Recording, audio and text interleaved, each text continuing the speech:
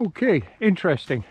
Just as I'm leaving this property along the trail, I come across this sign, Niagara Peninsula Conservation Authority, Burt Miller Arboretum. Okay, so now we know where we've stayed more than once on our Bruce Trail hikes. And we'll probably stay there again, and we might do, this being a yo-yo of course, we might stay there again in somewhere around, 73 days. We'll see. Now this place, super interesting. Old buildings. It's obviously a kind of a bygone days kind of place. The blacksmith shop, 1850s. Wow. Now this is right down the steps. As we just came out of that Burt Miller camp area, you come right to this old bygone days settlement of a time gone by. And it's so absolutely amazing. I've walked through here before, again, the last time on trail, and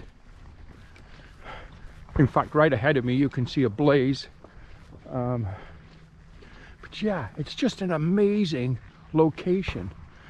The old church, well, not so old. Looks like a new air conditioner, but that's okay. The old church has got to have some modern conveniences too. What's this one? This is the Fairchild cabin, circa 1800s. Wow. So this was built by the Fairchild family between 1797 and 1810. Wow. And we are at Jordan Station. Hey, we didn't know that a few moments ago. Okay. Super interesting. Super cool. History. Wow. St. George Anglican Church, 1864. Oh, okay. This is exactly where we are. The village of Glen Eglin. Wow. And it was a thriving industrial mill town in the mid-1800s, originally settled by brothers George and John Ball. Oh, hence the name Ball's Falls, I guess. Wow. Well, 6th Avenue. Yeah.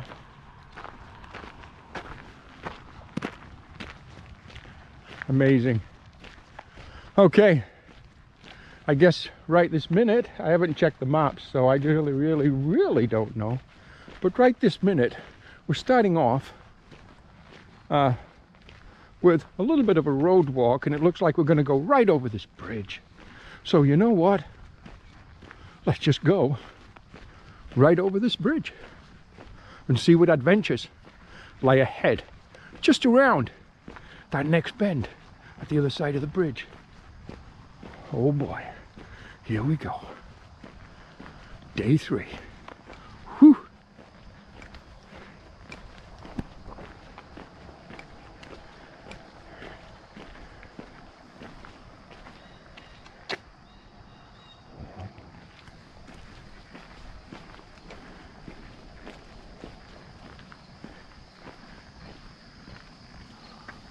Wow, it's pretty through there.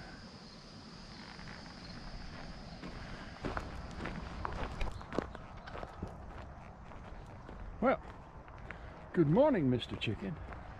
Mrs. Chicken.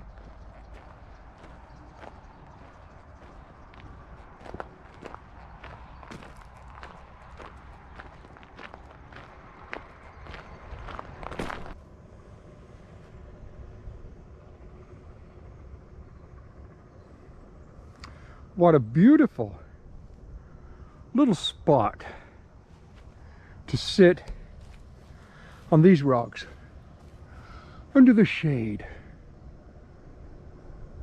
of the tall trees. And you know what? I'm guessing it's time for second breakfast because I'm hungry. What time is it? Well, let me see. 8:19. So we're going to call that 8:20, day 3. Now this morning at around 5:45, as I was packing my gear, I elected to make coffee and have a bar, which I do sometimes, not every time when I'm packing up my gear on the morning, but I did today.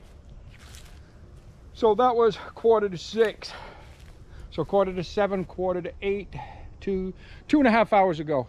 So I am now ready for my second breakfast. So I'm going to make coffee here again, and I'm going to have one of my cereal pouches.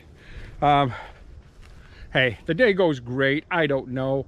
What am I in? 4? Could I have done 5 kilometers now? I have, yeah. You know what? If it was 2 hours, you know what? I bet I've done 5 or 6 kilometers already this morning, which is just fine. Heading to Grimsby for my resupply, and then hopefully pushing out of Grimsby to an area that I've hiked through. I don't know how far it is from Grimsby, but on Google Maps, it's a big circle kind of parking area. Looks like a place that I might be able to camp. But anyhow, that's a long way from here. And it's going to be a long, hard day because that's going to be at least a 30-kilometer day.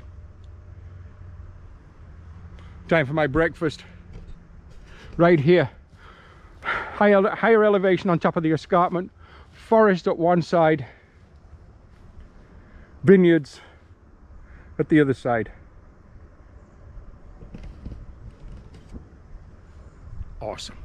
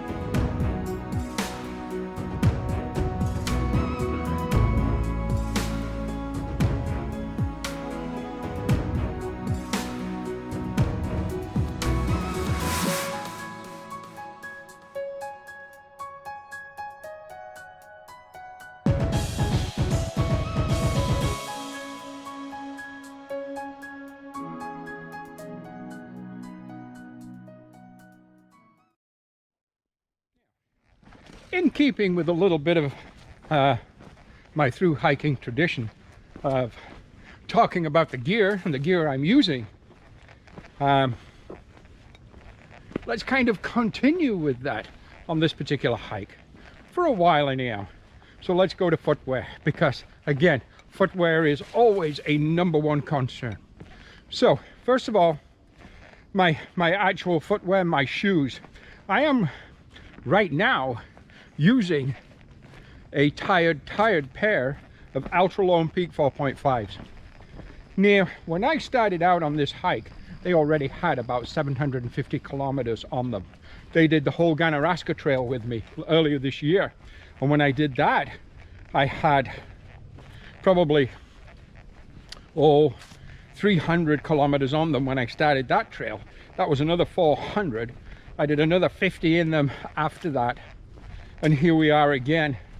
And now, you know what, we're probably 60 plus kilometers into this hike. So we're over 800 kilometers on these Ultras.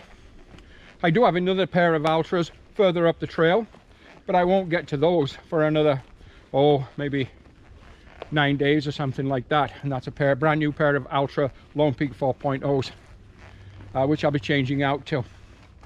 I wanted to see how much I could get out of these particular shoes. Now granted, they are wearing and I do feel the rocks, but they're still very comfortable to wear. Okay, so that is my footwear as far as shoes. Socks. I started out with my with my Down Tough socks, the ones my daughter bought me for Christmas. Amanda, thank you, Manny. And I use them for first day 1 and day 2. And then last night at Balls Falls, when I had my shower and did laundry, I laundered those socks. And they're actually right now hanging on the back of my backpack, just finishing off drying. Also laundered my shorts and t-shirt, but they pretty much, I use an ISO cool quick dry product, and they dry very quickly. So yeah, so the socks I'm wearing at the moment are my kind of go-to, if you will, fall back on socks, which is my JB Fields. Very comfortable. I love those socks. Not necessarily the best sock in wet weather, but in dry conditions, they've got to be probably my favorite sock. Speaking of socks, if you've watched other videos, you'll know that on that Ganaraska hike, I did wear a hole in my brand new pair of icebreakers. Now, my icebreaker socks have a lifetime warranty. So I contacted the icebreaker company, sent them a picture of the hole in my sock, and they very promptly, by return mail, well, what they did was they emailed me and asked me to pick first, second, and third choice of a replacement, which I did. And they sent me by return mail very quickly, within a total of 48 hours, a brand new pair of icebreaker. So icebreaker's lifetime warranty in this particular case worked out really well. 48 hours after contacting them, I had a brand new UPS delivered pair of icebreakers at my door. Thank you, icebreaker company. Okay, so that, oh, and I'm also using my outdoor research gaiters. On the last hike I used my Dirty Girls, but in all truthfulness, I prefer my outdoor research. But they're just harder to get now, the ankle gaiters, or the jogging gaiters they call them.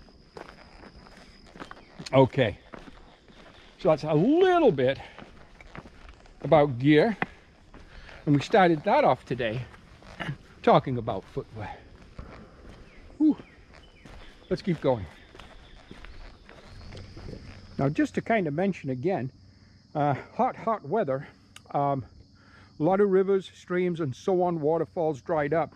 Here's a pond, and you know what? It's a perfectly good water source. I am going to filter a liter out of here. Not that I necessarily need the liter right now. I have about 1.5 liters with me. My maximum capacity is 2.5 liters. But I also know from past experience, you do not want to be running out of water, especially on these hot days. You want to have the option to drink as much water as you feel like drinking. And the only way to do that is to consistently filter at any suitable water source and be willing to carry that water with you. Again, don't forget, do not sacrifice water for weight. Okay, I'm going to filter a liter and we're going to carry on. On March the 25th, 1962, the first blaze on what was to become the Bruce Trail was placed here by members of the Niagara Escarpment Trail Council. Wow. Well, you know what, guys? That right there is history. The beginning of the Bruce Trail. And look at you now, Bruce Trail. Absolutely amazing. The only, you know what, it's kind of, I guess it's a love-hate relationship, but the Bruce Trail in my mind is a world-class trail. There's no two ways about it. It's an amazing, challenging, long, exciting, yet grueling trail. I've said this before, and I guess this is a little political, and I apologize, but I do want to put my 2 cents in there. The only drawback to this particular trail and the organization that manages this trail is their total lack of support for the through hiker, the hiker like me, who wants to hike this trail end to end, a through hike. And it's too bad because for, say, a permit fee for through hikers to pay, say, a permit fee to hike the trail through, be it north or south, doesn't matter. But if a fee was charged, then more overnight rest areas could possibly be established, allowing the through hike and camping on the trail to be a possibility. Of course, I camp the trail anyhow, and so does 90% of the other through hikers. There are through hikers that do not camp. They make other arrangements. That is fine, and great respect to you for that. I myself, I'm a basic trail trash, so I do camp. But anyhow, enough politics. What an amazing kind of plaque we just saw. The beginning of the Bruce Trail right there. And look at you today, Bruce Trail. Man, awesome. Okay, let's go. Now, along the Bruce Trail, there are many locations just like this. This is the people's kind of setup, where they have fire pits, logs, areas to camp, and the local people come and do this. They'll come here on a Saturday night maybe and set up a camp and have a fire and just relax and look at the views and so on. So these facilities do exist. There was one more behind me on the trail, only about half a kilometer away from here. Again, another perfect overnight camp area right there. Perfect flat spot for a tent, a campfire if a person so desires. There's more camping area right over there inside where those rock formations are. It's absolutely perfect for the through hiker. I do camp at these, and I have no problems doing that. Now, so far on this hike, and we're you know, let's say 8 kilometers into day 3, so 2 and a bit days. I've seen about 8 or 10 of those kind of fire pit type campsite areas set up. You know what? I'm yakking away here, not paying attention to the trail at all. And I better, because we just came to, you know what? No, I think the trail keeps going this way. There was no marking, say I turned down there. Okay, I should pay attention too while I'm yakking, but, and I even forgot what I was saying, but anyhow, I've seen probably 8 or 10 of those type camp setups that the people have set up. And the people obviously use them because they're fresh fires in there, fresh coals and so on.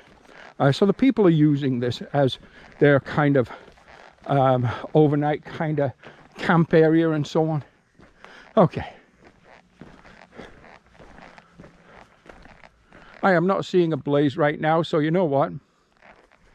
I'm going to have to turn the camera off and start to pay a little bit more attention about where I am. So the trail comes through the forest right ahead of me. And as I came through the forest, looking down onto this property, I noticed what an absolutely beautiful pool. You are not going to believe what happened next. An absolutely an amazing, charming gentleman, and I'm hoping to get him on camera to say hello to you, said to me, "Hey, do you need some water?" I said, "Well, thank you," and he filled up my bottle of drinking water. He said, "You know what? It's a hot day. How would you like to jump in that pool?" I said, "Excuse me?" He said, "How would you like to jump in that pool?" Well, once I picked myself up off the floor, pinched myself to make sure I hadn't died and gone to heaven, I spent 20 minutes in that absolutely gorgeous swimming pool. Good morning, Gary. Welcome to mile 66 of the Bruce Trail here in Beamsville, Ontario. My name is Stuart Reimer. I've had the privilege of living on this property for the past 53 years and have had conversations and hosted people from around the world for water, for lodging, for food, everything over the years. And it's a fantastic experience being part of the Bruce Trail community. Thank you. Well, there you have it. What an absolutely amazing gentleman, a true trail angel. As I came off that trail, as I said, and I saw that pool, I thought, you know what, that would be perfect. When he invited me to jump in, again, I thought I'd died and gone to heaven. You know what a great place to be. Thank you so much. I'm going to hit the trail. Thank you for the hospitality. You are welcome.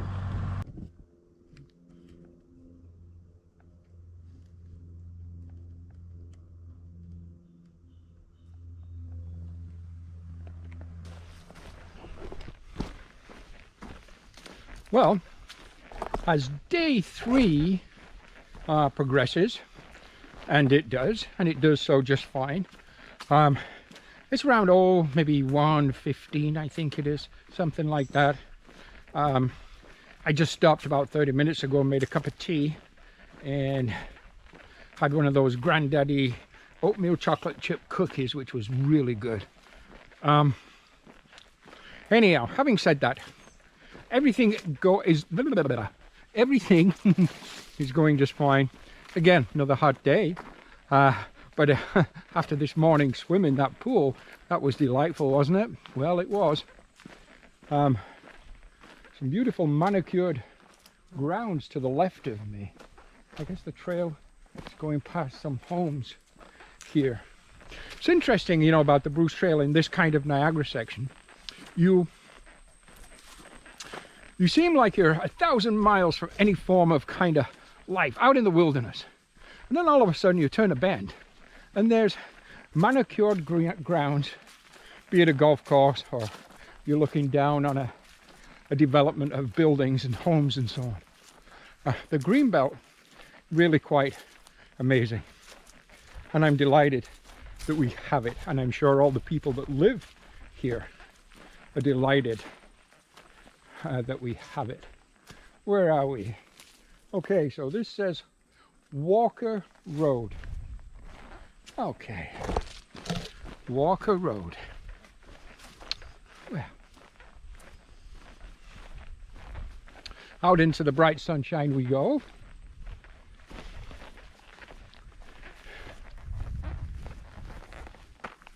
Wow, looks like apple trees. Yep, apple trees.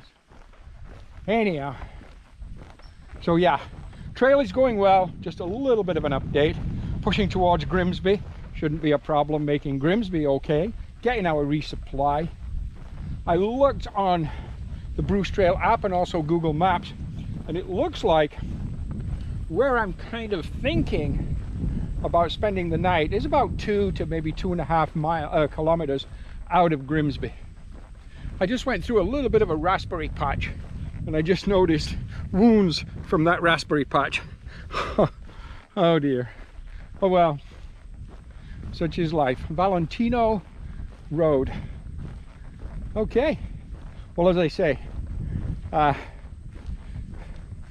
trail is going wonderful. Thank you again for being with me on this hike. Jasper here. We're going to talk to you in a little bit. We're going to keep laying down miles, pushing towards Grimsby. Let's keep going. Well, right here is the official log box for the Bruce Trail hikers. I've already made my entry right here, along with a lot of other people. It's so interesting reading everybody's entry. Oh dear, now I can't fasten this because I'm holding the camera. Hang on here, guys, hang on. Sorry about this, guys. Sorry. Okay, got it.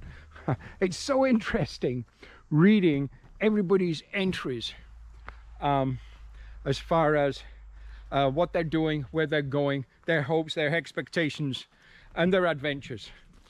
And of course, I had to share my 2 cents worth, so I put it in there. Now, just, oh, maybe 15 minutes ago, I met an absolutely wonderfully charming young lady, Christine, on the trail. It was very nice to meet you, Christine. I wish you happy hiking. Charming young lady. Okay. Quick 5-minute break here, and then we carry on. We carry on with the trail. The trail is going to head to my left, and you know what? There's nowhere else I'd rather be. So right here, we're just coming off trail, Mountain Road, or Mountain Street, I guess, or road, whichever. We make a left turn. Now, if memory serves me correctly, is down here, there's a plaza on the left. And that plaza was I believe a Food Basics or a Foodland or some kind of grocery store. That's where I intend to pick up some supplies. And there was also a restaurant there. Now, I don't know Memory seems to tell me, first of all, that it was a breakfast and lunch restaurant. Don't know. And secondly, with the bug out there, who knows? But if it is open, right now it's somewhere around 5 o'clock-ish. So if it is open, I'm hoping to grab some city food there, then pick up my resupplies out of the grocery store, and then get back on trail. It being around 5 o'clock, I don't want to go too far on trail before I pick my campsite. Now, I do believe at about, again, maybe 2 to 2.5 kilometers into the trail from Grimsby, I come to a trailhead that looks like it might be the kind of trailhead that I could call home for the night. So hey, that's the plan, and we'll see what happens. So the restaurant I was talking about was indeed closed, but 2 slices of pizza and a vitamin water. Okay, so hey, the grocery store is right next door. I'm going to enjoy some pizza, some town food, some vitamin water, ice cold. Then we're going to get the resupplies. I'm going to enjoy this. We'll talk to you later. Some amazing views and well worth the climb. Beautiful. The Lake Ontario, the shoreline, the highway, major highway, QEW, and the city of Grimsby below. Amazing. Absolutely amazing. Okay, not too far now from what I believe is the parking area that I can that I'm thinking of camping at tonight. Hopefully that's going to work out, because I really today don't feel like going a whole lot further. It's going to be somewhere around 27-28 kilometers for the day, plus the resupply. So that's been a full day, that's for sure. Okay, let's keep going.